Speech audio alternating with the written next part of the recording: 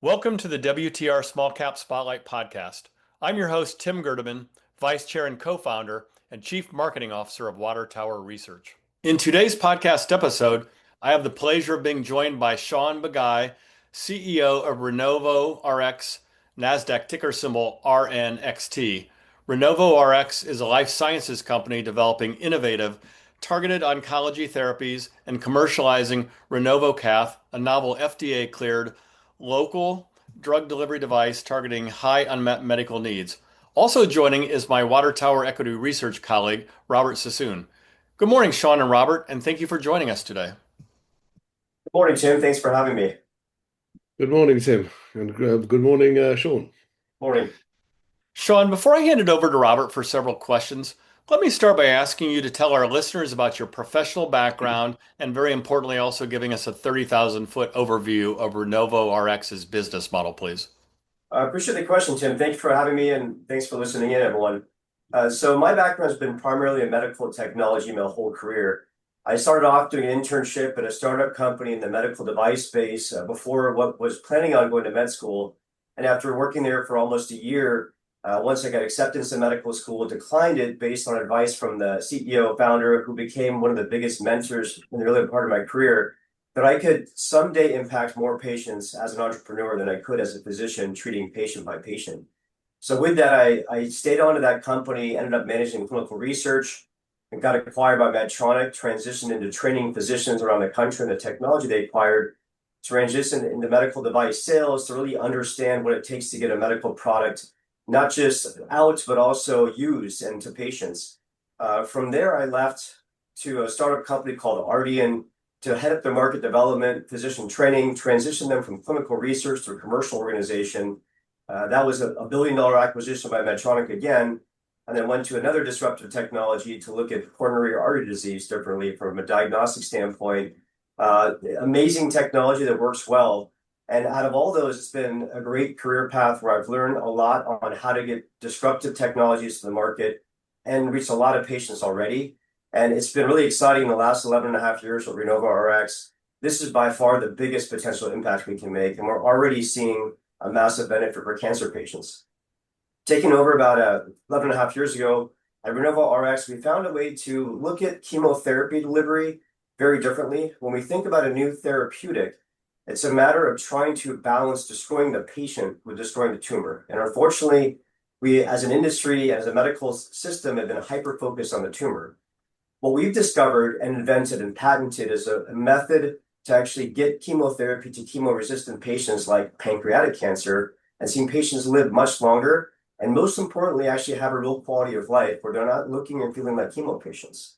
So this has been an 11 and a half year development project where now we finally have light at the end of the tunnel, wrapping up a phase 3 trial and now commercializing a part of our business. Great. Thank you for that overview. And that was great career counsel you were given as a young guy back in the day. So with that, I'll turn it over to Robert. Yeah, thanks, Tim, and welcome, Shaun. And it's great to have you participate in our podcast. Anyway, before we get onto the clinical side of your operation, let's talk about the RenovoCath device, which would be fair to say is a core technology platform of the company. So can you give us a 101 on the design of and technology behind the device and explain how the technology differentiates itself from other localized or interventional oncology approaches that would encourage oncologists to adopt it? Absolutely, Robert. So just to step back, when you think of the physiology of different tumors, we often think of tumors of balls of tumor cells and a lot of blood vessels. So a lot of blood flow to the tumor feeds the tumor grows, and this is what causes the patient to die eventually. A lot of the tumors in the body aren't this, what we call vascular. They're somewhat hypovascular. Pancreatic tumors, glioblastoma, bile duct tumors, uterine tumors, even some sarcomas. A lot of these tumors are actually poorly fed by the blood system. And what happens is they grow slowly, they die on the inside, but that poor blood flow to the tumors causes them to be relatively chemo-resistant because the chemotherapy doesn't reach the tumor. And this is where we have the high level of toxicity with today's treatments because the whole body gets blasted with chemo, but the tumor itself sees very little of the drug. So what we've developed is a catheter-based system, so i.e. a small plastic tube that gets inserted through a very small incision in a leg artery, and under X-ray guidance, the physician can place it adjacent to the tumor. And where this is different is instead of trying to find a blood vessel that feeds into the tumor, which doesn't exist in a lot of these tumor types. The physician places a catheter adjacent to the tumor, blows up two balloons, ensures isolation, and the system's adjustable, and then using pressure forces drug in the tissue. So think about if there's a city next to a freeway and there's no off-ramps. That's pretty much what a pancreatic cancer tumor looks like. So in that situation, this device and technology finds microchannels and almost creates exit pathways from that freeway to access that city. And that's never been done before, these types of tumors. And that's where we've seen a massive potential effect on survival. And because we're delivering local therapy, you're not seeing the side effects. Great. It sounds really very interesting and intriguing. So how comprehensive is the intellectual property protection for the device, and what is the duration of that protection? You know, it's interesting because at the outset, it's a catheter-based system, and there are many catheters out there. It has balloons on it. There are many balloons out there.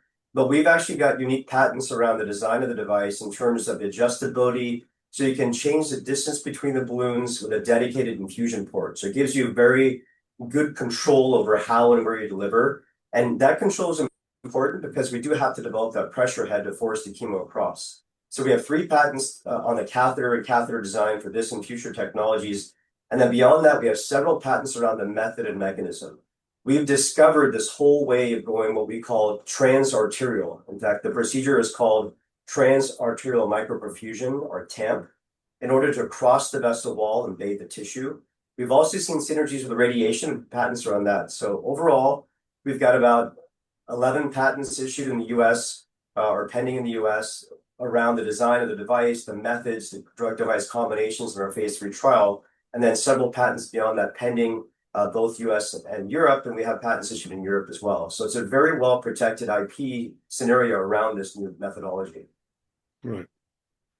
Okay, but you launched RenovoCath commercially about a year ago, even though the device actually first received FDA clearance in 2014 and late in 2021 for its updated design. So can you walk us through the rationale behind the timing of the commercial launch and share insights? Yeah, so we did a 510(k) pathways where we got FDA clearance for the device, given that it's analogous to other devices in similar areas. But back to my background, we wanted to make sure this works in patients before just launching a device out there that physicians can use. And what we found in this space, and I've learned from my career, is you really have to have good data to drive and change physician behavior. So instead of just going out there and selling the device, we decided to embark on a clinical development plan to really prove that this device is different and it will make an impact on patients' lives. That process, like any clinical development pathway, takes time.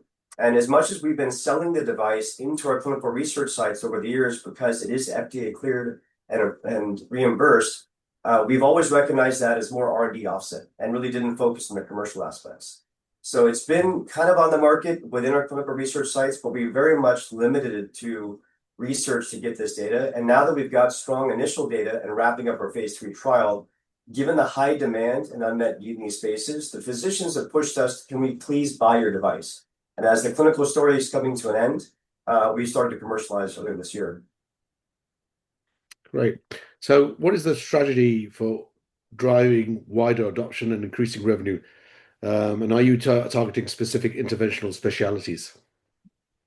Yeah, it's very interesting, actually, because it's a multi-specialty sale, like many of the technologies that worked in the past. So the interventional radiologist is the end user, the purchaser in the hospital system. But the referrals have to come from medical oncology or surgical oncology. And we've also got champions in radiation oncology as well.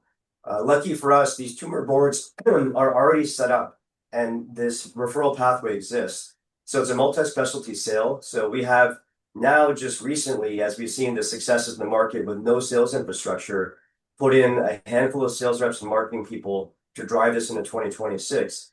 And back to your question about the commercial strategy for deeper penetration, this is important. It's really physician to physician is my biggest advocate. We started to do peer events.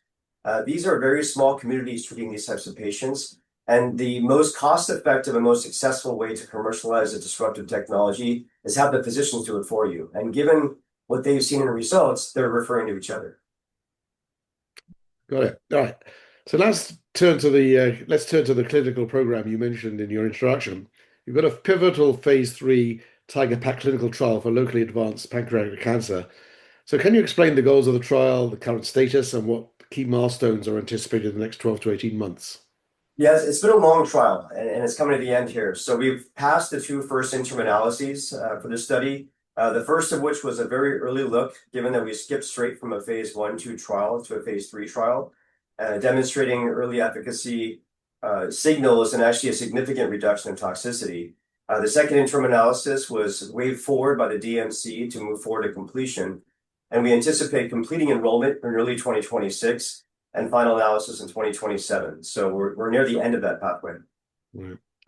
So how does the TAMP platform enable the chemo drug, in this case, gemcitabine, penetrate the dense stroma of a tumor like pancreatic cancer more effectively than traditional IV delivery, and what preclinical clinical data best supports this mechanism?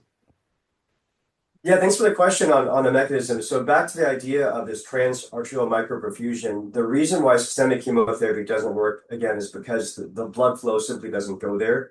And so you have this combination of low blood flow to the tumor, which would normally carry chemotherapy, and this dense stroma that is resistant against whatever blood can get there. By forcing drug across the vessel wall the way we do over 20 minutes with pressure, we actually have this almost like a tidal wave or uniform penetration across the tissue and saturation into the tumor that allows it to get inside and past that stroma to have an effect on the cancer cells. From a preclinical standpoint, we've done several studies with both gemcitabine and blue dye to show that penetration in tissue, to see that we could get deep penetration and very high concentrations. Specifically on the concentration side, we did a proof of concept in lung tissue where we placed the catheter to see if we can actually maybe use this for lung cancer at some point, with punch biopsies, and measured 100 times the dose of gemcitabine concentration in the tissue adjacent to the blood vessel compared to what you see when you give it systemically. So you have a lot of evidence and data on the mechanism of very high doses of drug at the tissue site than you would give when you give it through the veins. Right, thanks. Thanks for that. So beyond pancreatic cancer, what other solid tumor indications are you prioritizing for the TAMP platform? And are you actively pursuing partnerships to deliver other therapeutic agents? You know, Robert, this is one of the most challenging questions because it's working, there's so many things we could do. And we developed a platform technology that could work in almost any tumor any tumor that has a blood vessel next to it that we can access. And almost any agent can be put through this. So in order not to boil the ocean, we've been hyper-focused on pancreatic cancer. And what's been interesting is we've looked at what's next from inbound interest from physicians. And back to your question, what's been the most interesting to physicians is maybe bile duct cancer as a next step, because it's very similar to pancreatic cancer, same anatomy, gemcitabine as a drug is still used, same issues with that kind of dense tumor without much blood flow or access. So we see other more hypovascular tumors like pancreatic cancers being the next tumor targets, namely bile duct cancer, some non-small cell lung cancer, sarcomas. Now that the device is commercially available and we are launching a post-market device registry, we do anticipate usage outside in different tumors where physicians can start publishing that data sometime in 2026. So that's more on the tumor side. Back to your question about the pharma side, the exciting part about this is we can deliver almost anything. So we're looking at what's the next best target. Different, stronger agents could be more interesting than gemcitabine, and maybe even immunotherapeutics where we can turn on the immune system by local delivery without having systemic effects. So we are exploring and talking to pharma companies about partnerships. The biggest challenge is there's so many opportunities. It's a matter of picking the right one to focus our efforts on next. Yeah, it's a good problem to have, though. Great. So a final question for me. Can you talk about the state of your balance sheet and the key financing and the strategic objects you are pursuing to ensure successful completion of the phase 3 trial and commercial expansion? So we completed a common stock only deal back in February of this year, a $12 million deal with Titan Capital. That has padded our balance sheet to the point we've got $10 million in the bank as of the end of Q3. That takes us through about mid-2026. What's interesting is now with the commercial team in place, and this is a very small, lean commercial team to attack a very hyper-focused market, we'd like to see how revenue scales in 2026 to see what the financial needs are. The amazing story here versus many other companies that we're all familiar with is that it doesn't take a lot of capital to get to where we've gotten to and where we're going. So with relatively little financing, we can probably get to a point where we can look at what break even looks like. Our burn's been under $1 million a month to date for the last several years. Even with the commercial team in place, it doesn't take up much more than that. So financing, discussions to come. We do have optionality. There are strategic partners that are interested. Being commercial now gives us access to different types of inexpensive and less dilutive capital as well. So we'll determine that as we see what the revenue ramp looks like and how much money is required to finish the study and get us to the point of either break even or close to break even. Great. Thanks for all of that. And Shaun, you've given us your insights have given us a better understanding of RenovoRx and where it's headed. So back to you, Tim. Thanks for your Thanks for the time today, question, Robert. Shaun. And I'm sorry, thanks for your time, Shaun and Robert. And I've got to say, just hearing the story, it sounds like you're at a very pivotal moment where things are about to get very exciting. So, congratulations. It sounds like 2026 will be very eventful for you. Yeah, I appreciate it, Tim and Robert. Thank you for the questions. It's been a great journey after 11 and a half years. Seeing now we're within a year or two of really taking this to acquisition or fruition of actually seeing the shareholder value return. So it's been an exciting last several years, and this next year I think will be the most for sure. Thank you for listening, and don't forget to subscribe, as well as visiting www.watertowerresearch.com to stay up to speed on the company's small cap written research reports, podcasts, fireside chats, industry-specific symposiums, and conference schedules. We will see you next time for another edition of the WTR Small Cap Spotlight podcast. Finally, a special thanks to the producer and editor of the podcast, Krista Fitzpatrick.